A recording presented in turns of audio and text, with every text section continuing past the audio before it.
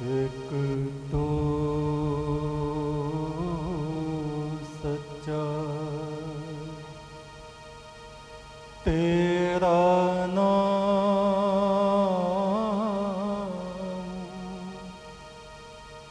तेरा नाम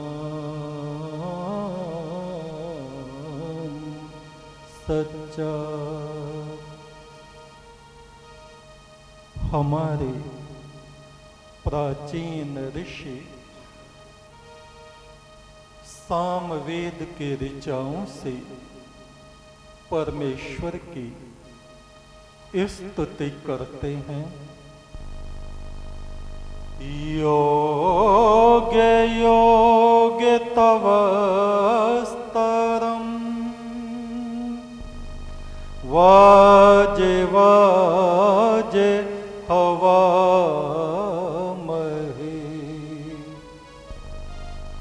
इंद्रम सखाय ओतये,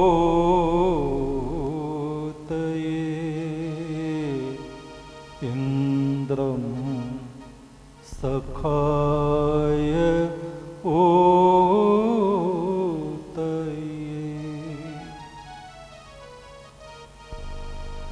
हे परमेश्वर, तू हमारा अजर अमर सखा है, मित्र है। अपने जीवन मरण के संग्राम को पार करने के लिए, उसमें सफल होने के लिए, विजयी होने के लिए हम तुझे पुकारते हैं। इस जीवन रूपी समुद्र से तेरी तरफ, तेरे आलोक में आने के लिए हम तुझे पुकारते हैं। हे मेरी आत्मा, तुम हंस की तरह बनो और ईश्वर स्तुति के पंख धारण करो। नाद पंख लगाओ और परमेश्वर के अनंत आकाश की तरफ को उड़ो, जहां कितनी ही देव आत्माएं प्रकाश के वस्त्र ओढ़े उस परमेश्वर के ध्यान में विचरते हैं। नाद ब्रह्म के पंख लगा के हंस उड़ो आकाशा, अलख पुरख के महल चलो, जहां होवे अचरज परकासा।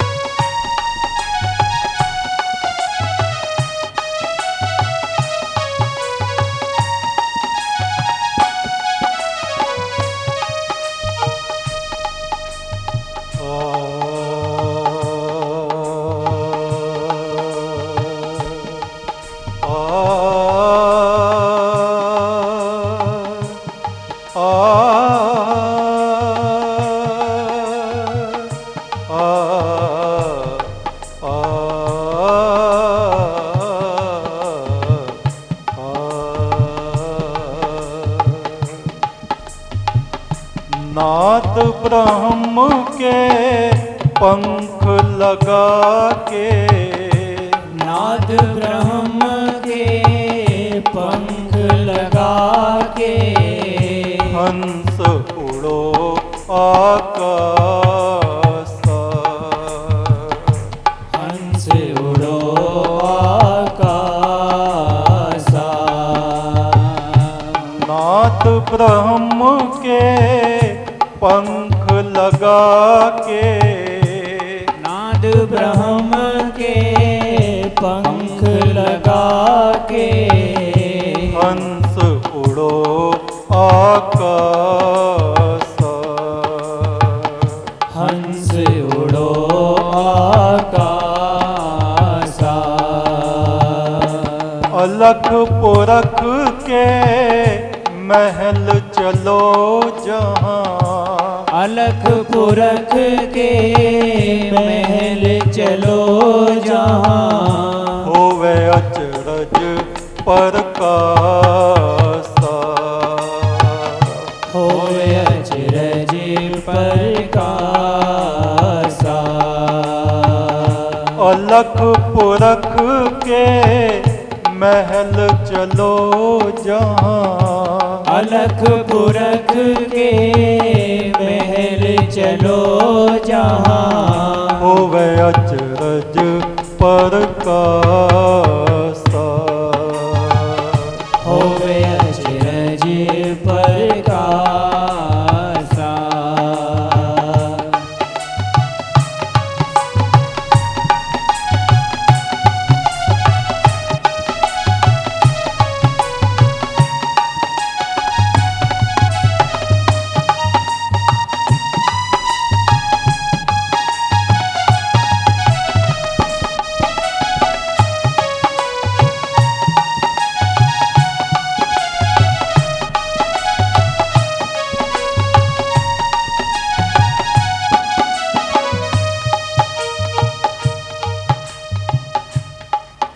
ये हमारा साधना कल्प चल रहा है।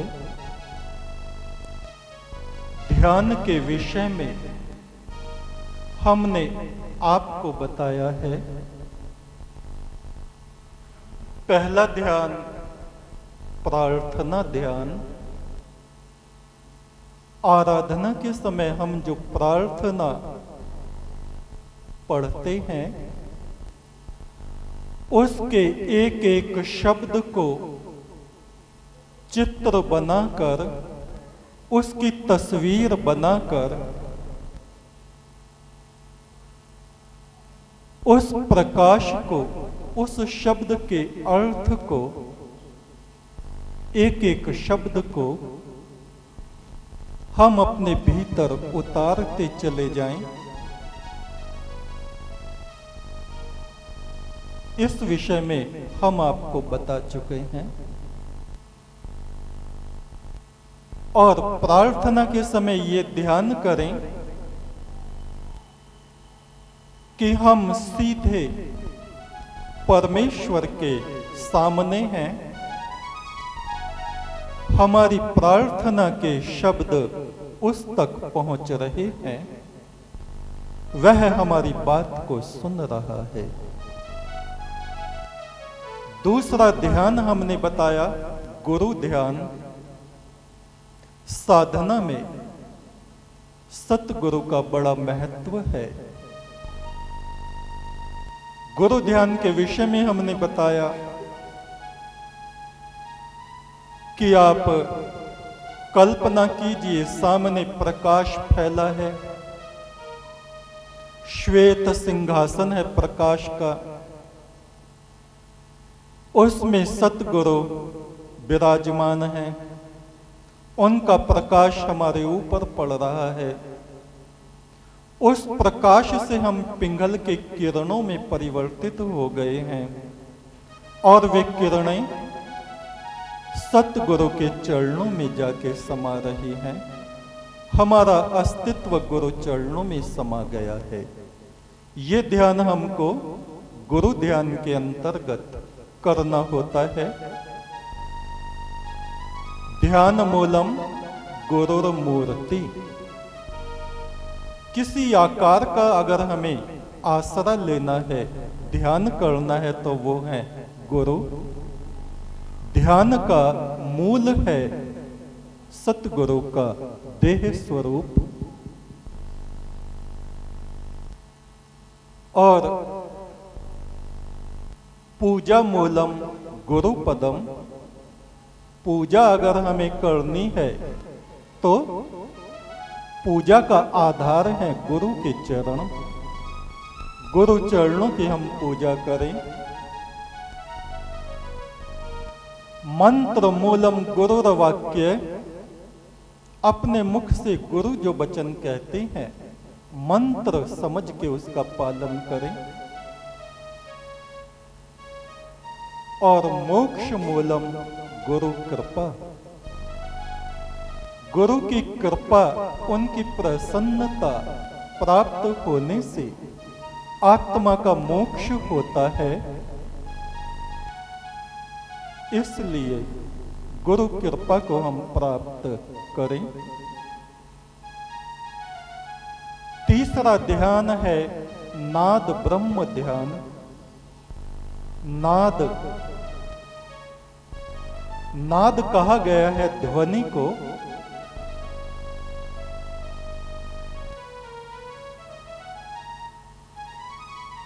एक सन्यासी बैठा हुआ एकांत में बांसुरी के स्वर छेड़ रहा है, आंखें बंद हैं और उन स्वरों में वो लीन है। एक साधु दूर से उस ध्वनि को सुन रहा है, उस ध्वनि का पान कर रहा है, उस संगीत को अपने में समाहित कर रहा है। नाद, उस नाद के कंपनों को अपने शरीर में ग्रहण कर रहा है। ये नाद उपासना है। किसी ने वीणा का तार छेड़ा है और उस झनकार में उसका चैतन्य आकाश की तरफ को उठ गया है। ये नाद उपासना है। कोई शंख ध्वनि कर रहा है, शंख बजा रहा है और उस ध्वनि में एकाकार हो गया है। ये नाद उपासना है।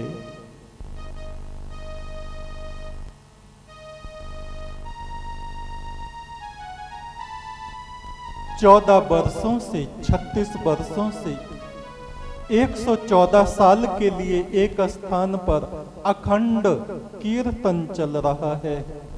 एक ही धुन चल रही है, सीताराम सीताराम सीताराम सीताराम। ढोलक, मंजीरे, हारमोनियम। 114 बरस तक उन लोगों को यही धुन गानी है, दिन हो रात हो। एक नाद की धारा बन गई है जो ऊपर की तरफ, आकाश की तरफ चढ़ रही है। अभी चित्रकूट में हम गए, वहां पर रामघाट पर निर्मोही आश्रम में जहां ठहरे, 36 वर्षों से अखंड कीर्तन चल रहा है। सुबह को, शाम को, दोपहर को, रात में, कुछ भी हो, आंधी हो, तूफान हो, भूकंप हो, उस कीर्तन को चलना है। ये नाद उपासना है।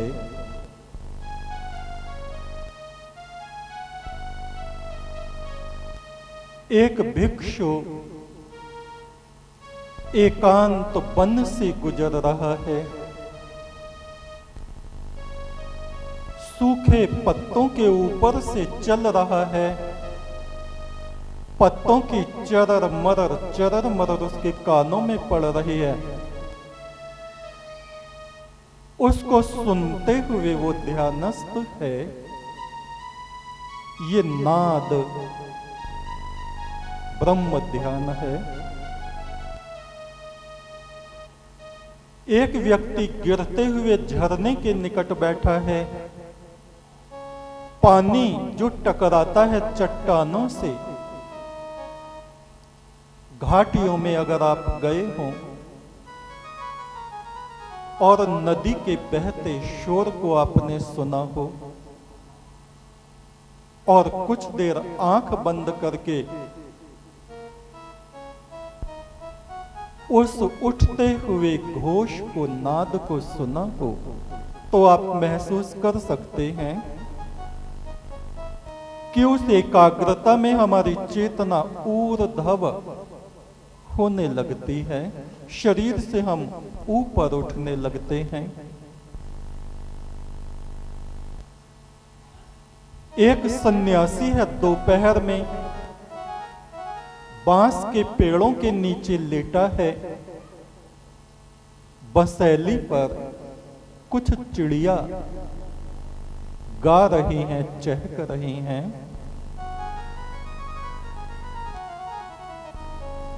उन आवाजों को सुनता सुनता वो ध्यानस्थ हो जाता है, भौतिक चेतना के परे चला जाता है। ये नाद ब्रह्म उपासना हुई।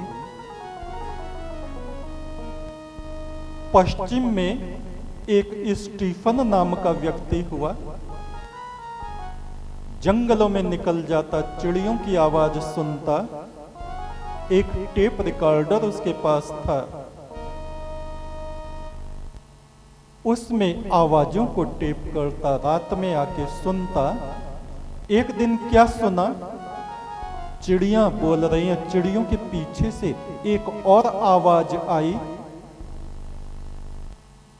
स्टीफन, माय सन, मेरे पुत्र, मैं तुम्हारी मां हूं, जो 6 बरस पहले मर चुके थे। उन ध्वनियों के माध्यम से उसकी मां, मृतक आत्मा, अपने बेटे को संदेश पहुंचा रही है। ध्वनि से अति ध्वनि मिली। अति ध्वनि परा जगत की ध्वनियां। रात्रि में जब हम वीणा वादन करते, उनके स्वरों को ध्यान से सुनते तो हमें लगता पीछे कुछ अदृश्य सत्ताएं खड़ी हैं और आपस में धीरे धीरे कुछ बोल रही हैं।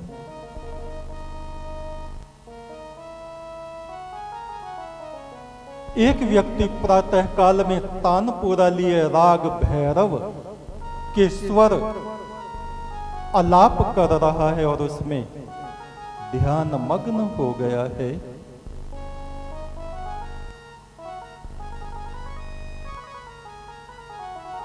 ये जो लीनता है, ये नाद ब्रह्म ध्यान है। नाद 2 प्रकार का होता है, एक आहत और एक अनाहत।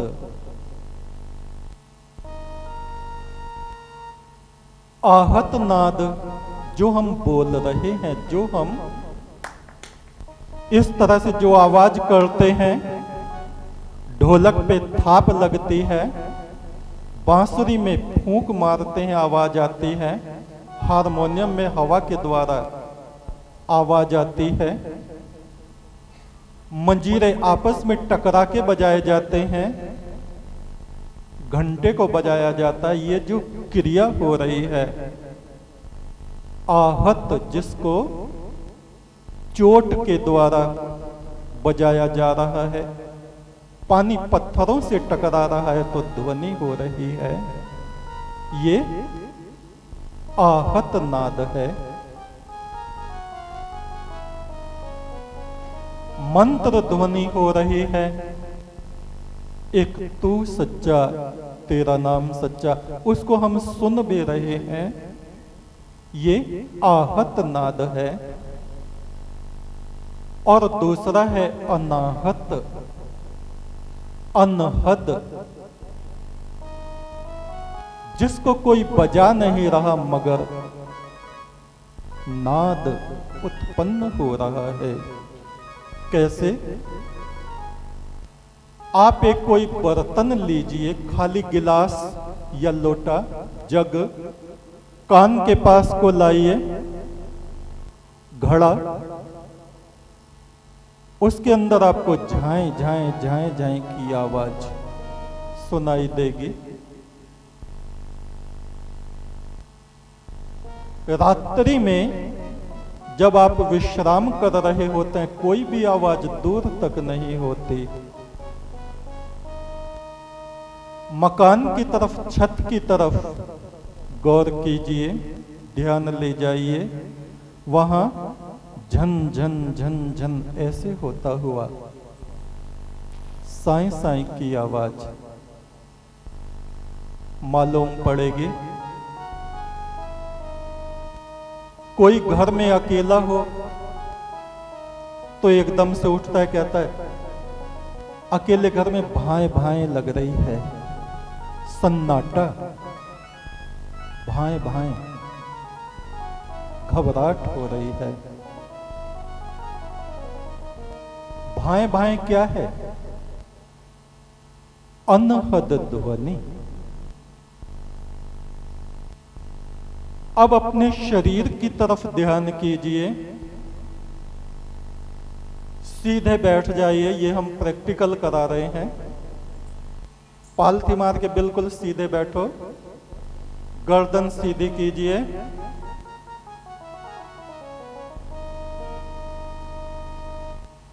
और दोनों कानों को अंगूठों से बंद कीजिए।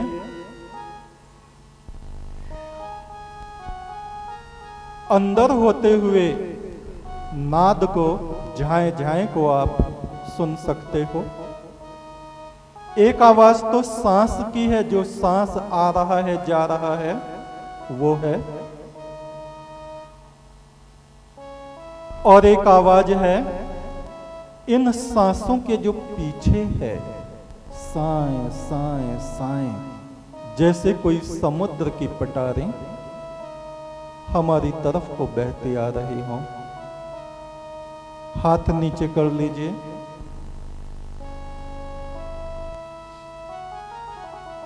ये जो आवाजें, आकाश की आवाज, सन्नाटे की आवाज, जिसको कोई बजा नहीं रहा है। ग्रीष्म ऋतु में आप तारों से भरी हुई रात में लेटे हैं सितारों के नीचे, और कभी कभी आपको ऐसा लगेगा सितारों की झनकार आप तक आ रही है। उस वक्त जब आपका मन बहुत ही शांत होता है और जब आप उसको सुनने की कोशिश करते हैं, उसी नाद ब्रह्म को हमारे ऋषियों ने प्रणव ब्रह्म कहा। शरीर में होने वाली आवाज को उन्होंने एक शब्द दिया, प्रणव।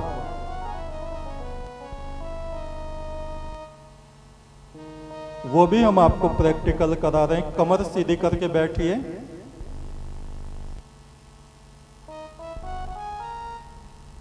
और खूब ताकत लगा के हमारे साथ बोले, ओ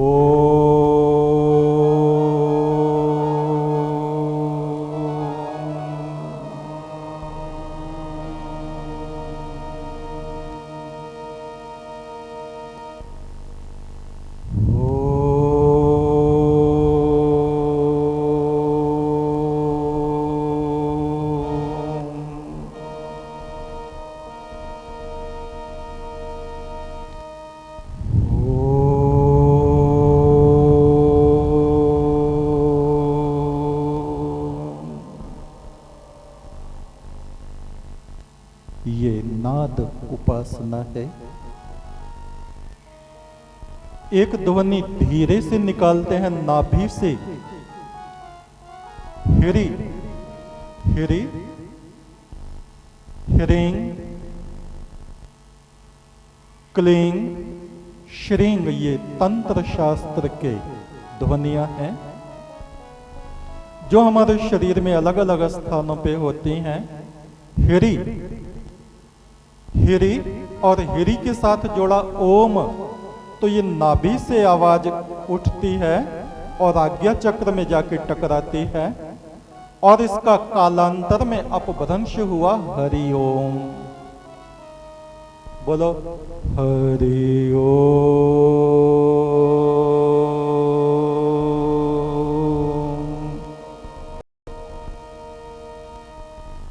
हाथों को ऐसे, दोनों उंगलियों को, अंगूठे और उंगली को मिला के ऐसे रखिए सामने और आप महसूस कीजिए कि उंगलियों में कंपन आ रहे हैं। इसके जो हम बोल रहे हैं महसूस कीजिए, उंगलियों में आएंगे कंपन। हरि ओम।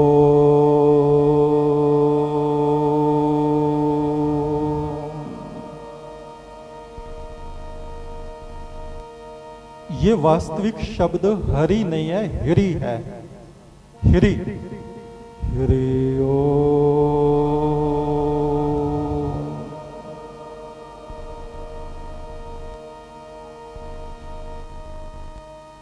ये आवाज नाभि से आती है।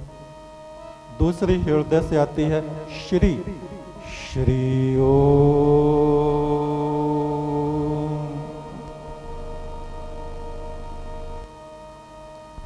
और तीसरी ध्वनि आती है आज्ञा चक्र से, क्लिंग, क्लियो।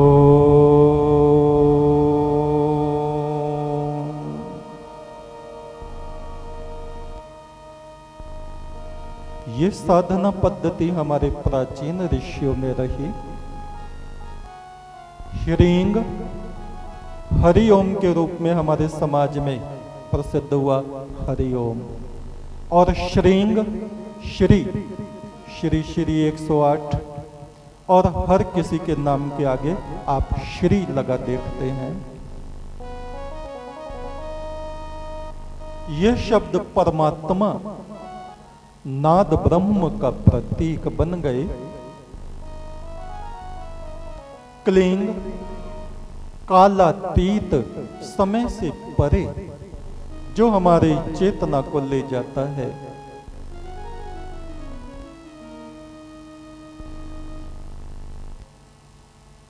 ऋषिकेश का आपने नाम सुना है। वहां ह्रींग की साधना करने का सेंटर था, केंद्र था, और उसका नाम था ऋषिकेश। हरि, ऋषिकेश से पहले हरि और लगा हुआ है, ऋषिकेश।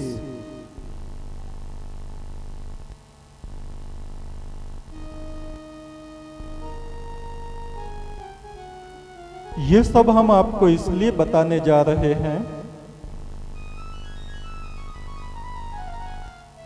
हमारे कुछ सत्संगी कहते हैं आप ध्यान के विषय में कुछ नहीं बताते, साधना के विषय में कुछ नहीं बताते, मगर हम ये भी बता दें कि इन पद्धतियों को लेके आप भ्रमित मत होना।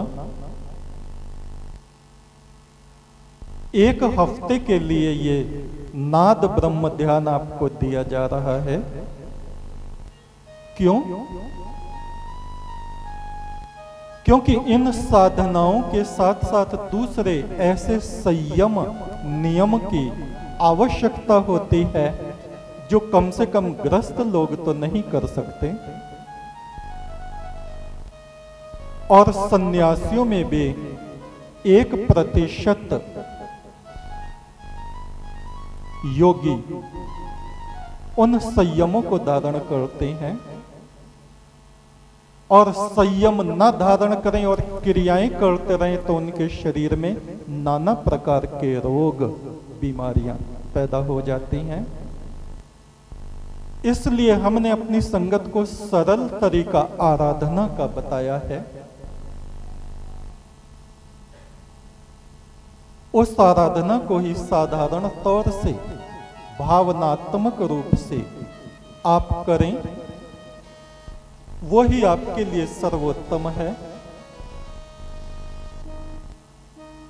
नाद ब्रह्म के पंख लगा के हंस उड़ो आकाशा। हे हंस आत्माओं, नाद ब्रह्म के पंख लगाओ और परमात्मा के महल की तरफ को उड़ो, जहां की अलख पुरख अपने प्रकाश स्वरूप में विराजता है।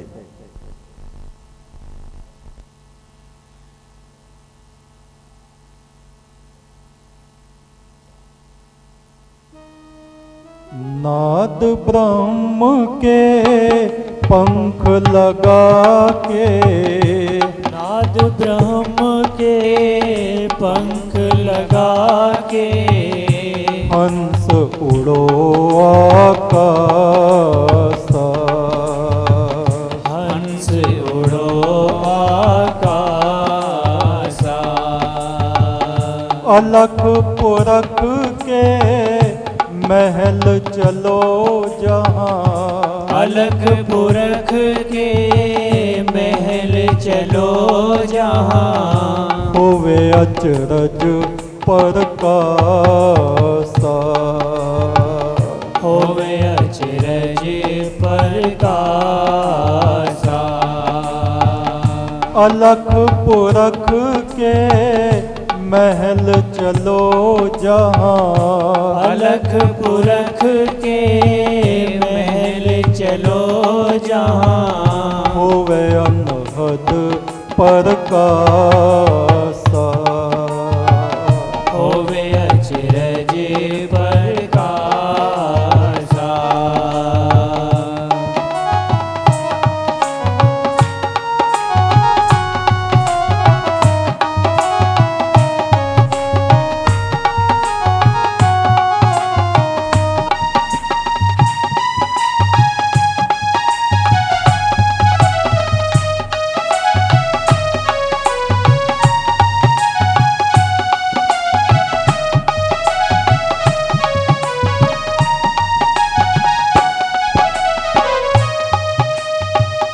तन का कटोरा मैला हुआ है, बार बार धुलो इसको।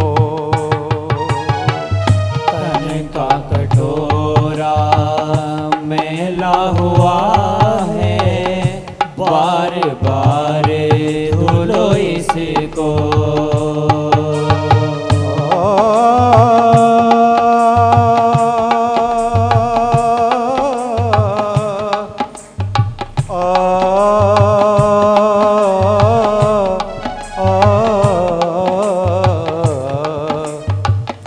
तन का कटोरा मैला हुआ है, बार बार धुलो इसको। तन का कटोरा मैला हुआ है, बार बार धुलो इसको। जाने इसमें क्या क्या भरा है, खाली करो पहले इसको। जाने इसमें क्या क्या धरा है, खाली करो पहले इसको। शरीर रूपी बर्तन है, कटोरा है, जो सांसारिक विचारों से, हमारे बुरे विचारों से मलिन बना रहता है। और इसमें हमने पता नहीं कैसे कैसे विचारों को भर रखा है। एक जिज्ञासु एक संत के पास पहुंचा, कहा, भगवान, ईश्वरीय ज्ञान के विषय में जिज्ञासा लेके आपके पास आया हूं। उस वक्त वो संत गन्ने का रस पी रहे थे एक प्याला उठाया और कहा, लो पहले रस पियो। खाली प्याला था, उसमें से उन्होंने जग में से पलटना शुरू किया। उसके प्याले में रस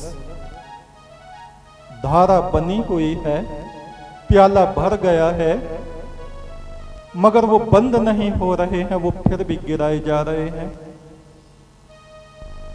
उस जिज्ञासु ने कहा, बस कीजिए बस कीजिए, आपका ध्यान कहाँ है? प्याला तो भर गया है, अब इसमें एक बूंद भी ज्यादा नहीं आ सकता, ये तो नीचे को बह रहा है। कहा, ठीक ऐसा ही तुम्हारे विषय में है। तुमने जो ज्ञान के नाम पर दुनिया में से इतनी जानकारियां, तरह तरह के सिद्धांत, तरह तरह की बातें अपने दिमाग में भर ली हैं, पहले अपने प्याले को खाली करो। जब तक दुनिया की बेचैनी तुम्हारी आत्मा में भरी है, इस बर्तन में भरी है,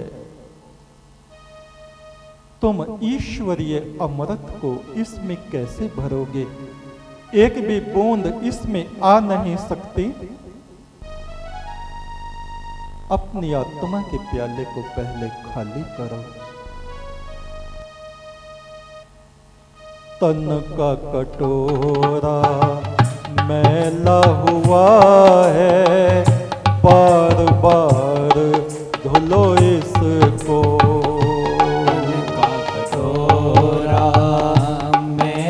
हुआ है, बार बार धुलो इसको। जाने इसमें क्या क्या भरा है, जाने इसमें क्या क्या भरा है। खाली करो पहले इसको, खाली करो पहले इसको। नाद ब्रह्म के पंख लगा के, नाद ब्रह्म के पंख लगा के। हंस उड़ो आकाश, हंस उड़ो आकाश।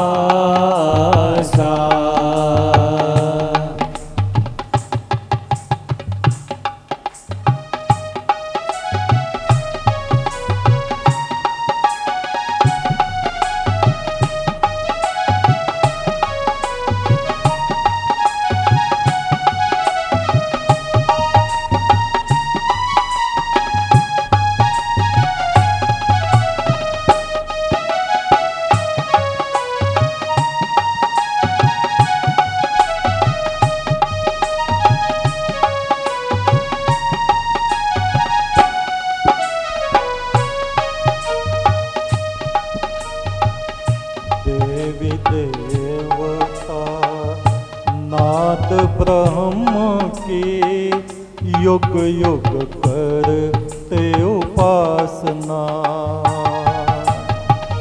देवी देवता नाद ब्रह्म की युग युग करते उपासना।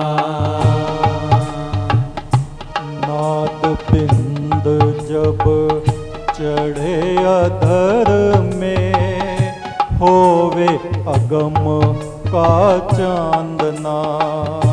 नाद पिंड जब चढ़े अधर में, होवे अगम का चांदना। आप देखते हैं ऋषि मुनि गुफाओं के भीतर बैठ के ध्यान करते थे। क्यों?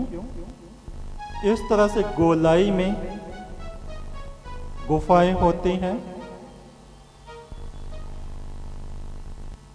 और उनमें एक शब्द झनकार करता रहता है, आवाज होती रहती है। मंदिर में इस तरह से त्रिकोण रूप में ऊपर को शंकु आकार में जो गुंबद होते हैं, उनके भीतर बैठ के जो साधना की जाती है,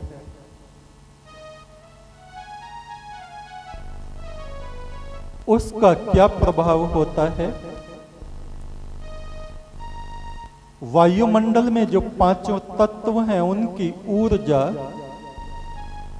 कई गुना होके साधक को प्राप्त होती है, और मंत्र की जो ऊर्जा है, किरणें है, शक्ति है, कई गुना हो करके साधक को ऊर्ध्वगामी बनाती है। मिस्र में जो पिरामिड हैं, हजारों बरस से उनके भीतर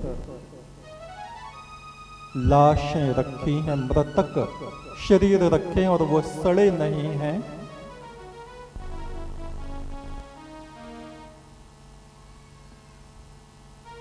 उसमें एक प्रकार की ऊर्जा और एक प्रकार की बहुत धीमी ध्वनि, अनहद तरंगे प्रवाहित होती रहती हैं।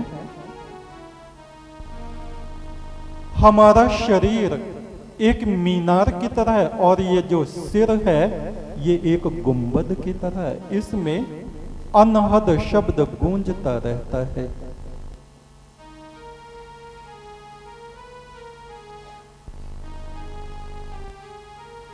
और एक और बात,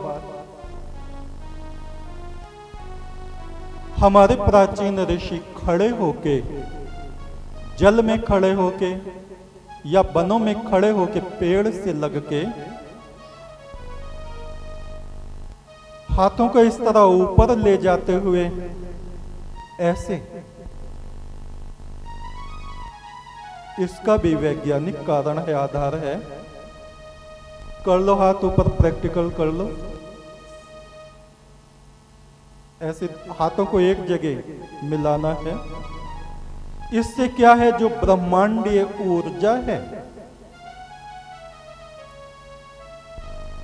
जिस तरह से मंदिर के ऊपर कलश लगा होता है, हमारे हाथ इस सिर रूपी गुंबद के ऊपर एक कलश के रूप में आ गए हैं,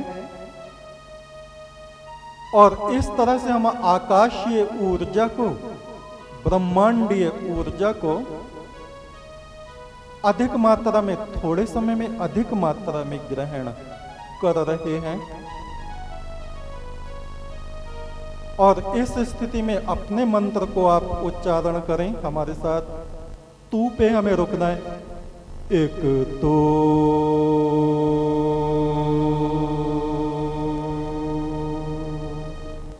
सच्चा, पहले तू को खींचना है, फिर सच्चा को, अंतिम शब्द को। एक तो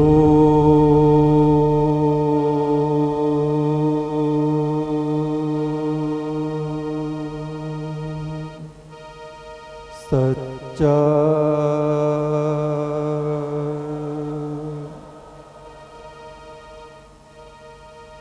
हाथ नीचे कर लीजिए। घड़ी में देख के अगर 15 मिनट आपने ये अभ्यास कर लिया तो बेहोश होके गिर जाओगे। आप करके देख लेना। 15 मिनट अगर पूरी शक्ति से आवाज निकाल के, और 15 मिनट अगर आप इसको कर लो तो आपका चैतन्य ऊर्ध्व में पहुंच जाएगा। और जो गति योगियों को हासिल होती है वो आपको हासिल हो जाएगी। मगर ये क्रियाएं योगियों के लिए हैं, सन्यासियों के लिए हैं, देवताओं के लिए हैं। साधारण ग्रस्तों को इस तरह के अभ्यास अधिक समय तक नहीं करने चाहिए। इस हफ्ते आप अवश्य करें, क्योंकि एक एक हफ्ते के लिए हम आपको छूट दे रहे हैं, और उसमें सतगुरु की तरफ से विशेष संभाल भी आपकी होगी। और जो साधना में उच्चता को पाना चाहते हैं वे नियम संयम के साथ, वैसे ही नहीं, मौन रह के ब्रह्मचर्य का पालन करके धरती पे शयन करके केवल 1 हफ्ते करें। एक वक्त में 15 मिनट से अधिक ना करें। 15 मिनट में ही आपको इसका जवाब मालूम पड़ जाएगा। जमीन आसमान घूमते हुए दिखाई देने लगेंगे, दिन में तारे दिखने लगेंगे, सामने कभी कालका भवानी, कभी शिव जी, कभी गणेश जी दिखने लगेंगे,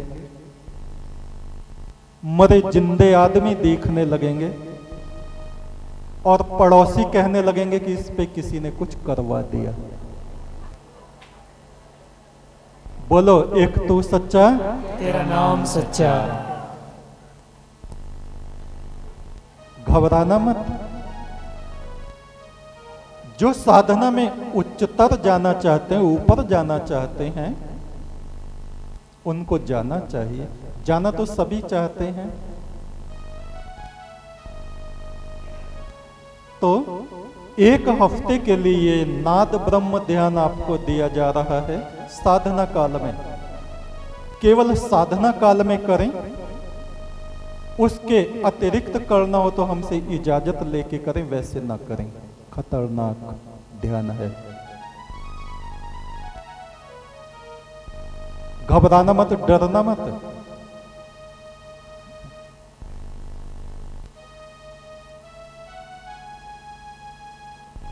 बहुत से लोग शिकायत करते रहते हैं, कुछ कराते नहीं, बताते नहीं, सिखाते नहीं। सीखने को बहुत है, बताने को बहुत है, लेकिन हम देखते हैं हमारे बच्चे दर्जे 2 से तीसरे में ही नहीं पहुंच रहे, तो उनको एमए और पीएचडी की फाइलें कैसे थमा दें? हैं? पहले जो प्राइमरी स्टेज है उसे हमें पार करना है और बड़े धैर्य से पार करना है। और आप लोग कर भी रहे हो, ऐसी बात नहीं है। निराश भी नहीं होना है और कार्य भी करना है।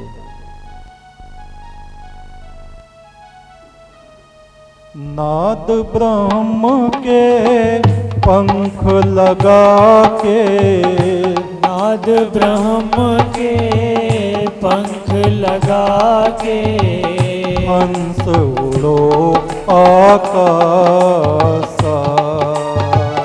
हंस उड़ो आकाशा। इस काया में अनहद गाजे, इस काया में अनहद गाजे। सुनो भाई साधो, सुनो भाई साधो, सुनो भाई साधो, सुनो भाई साधो।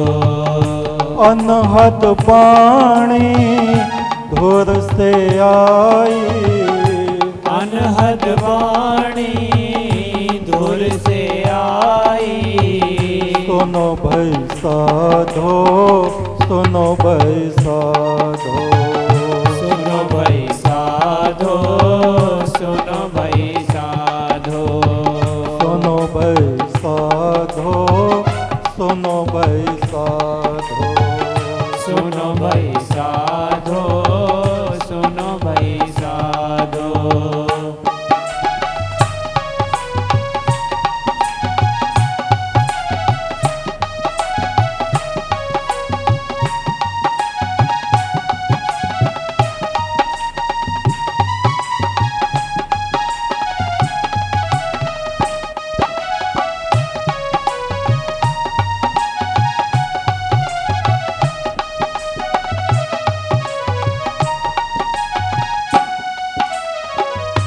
देवी देवता नाद ब्रह्म की युग युग करते उपासना।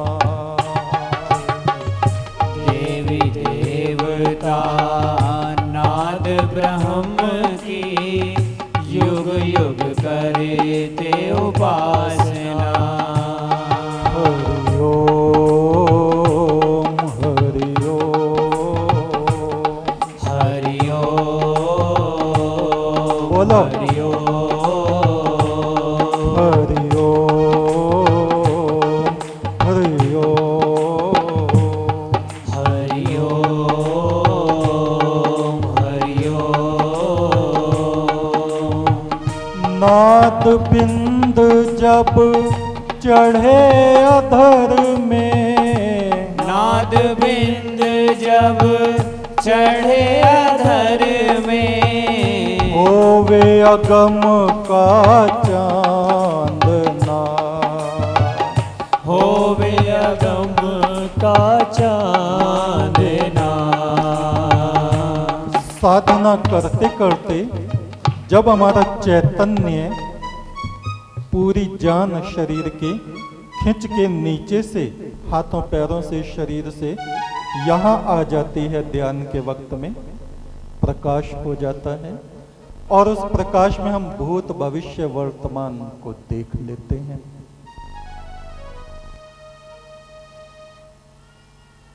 और जो दिव्य सत्ताएं हैं उनसे भी हमारा संपर्क होने लगता है। तेरे सांचे नाम के रंग में, तेरे सांचे नाम के रंग में, तन कपड़ा रंगा मेरा। तन कपड़ा रंगा मेरा।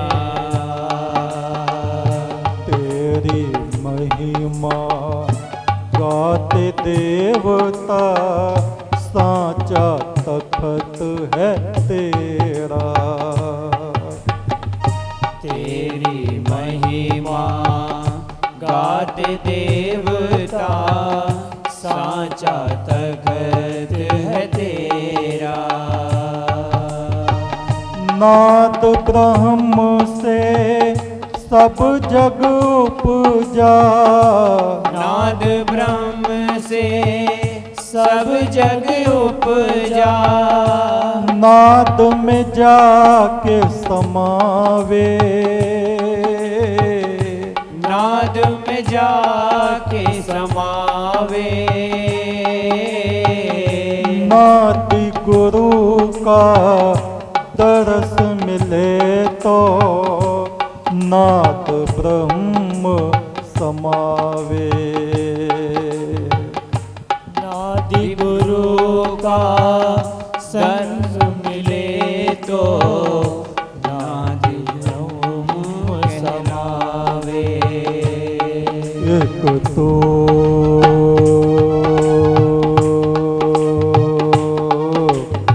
सच्चा, एक तो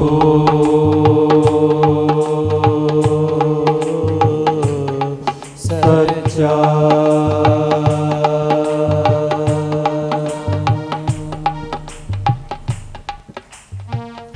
नाद उपासना करने वालों को ना दिए ना दिया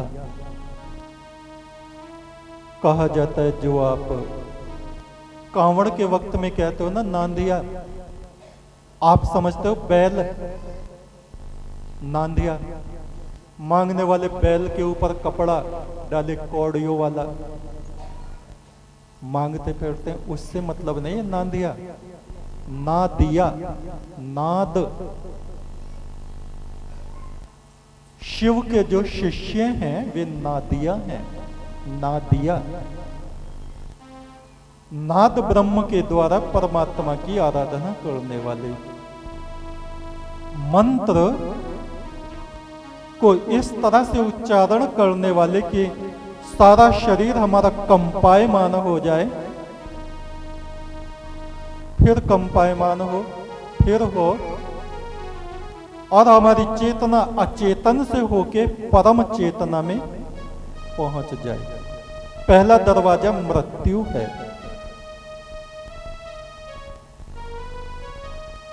अफगानिस्तान के सूफी संतों में पहले अगर कोई महात्मा बनने के लिए जाता था, सन्यास की दीक्षा लेता था, तो उसको गुरु क्या करते थे? 40 दिन के लिए गुफा में बंद कर देते थे। जिंदा निकला तो साधु और मर गया तो गया। 40 दिन बाद जाके उसको देखते थे जिंदा है या नहीं। इस तरह से साधु बनाते थे। हमारे यहां ढूंढते फिरते हैं, कोई साधु बन जाओ रे, है? अरे कोई डूबते धर्म को बचा लो रे, कोई साधु बन जाओ रे। गुरु चोगा लिए पीछे पीछे भाग रहा है, चेला चोगा उतार के आगे आगे भाग रहा है। अरे कोई साधु बन जाओ रे।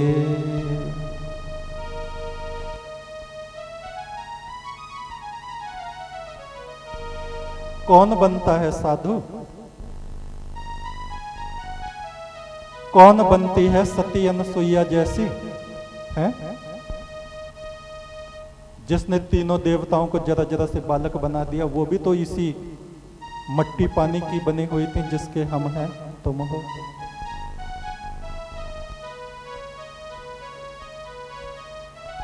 तो ऐसा नहीं कि ऐसे लोग हुए नहीं या अब नहीं है या आगे नहीं होंगे, पहले भी थे, आज भी हैं, आगे भी होंगे।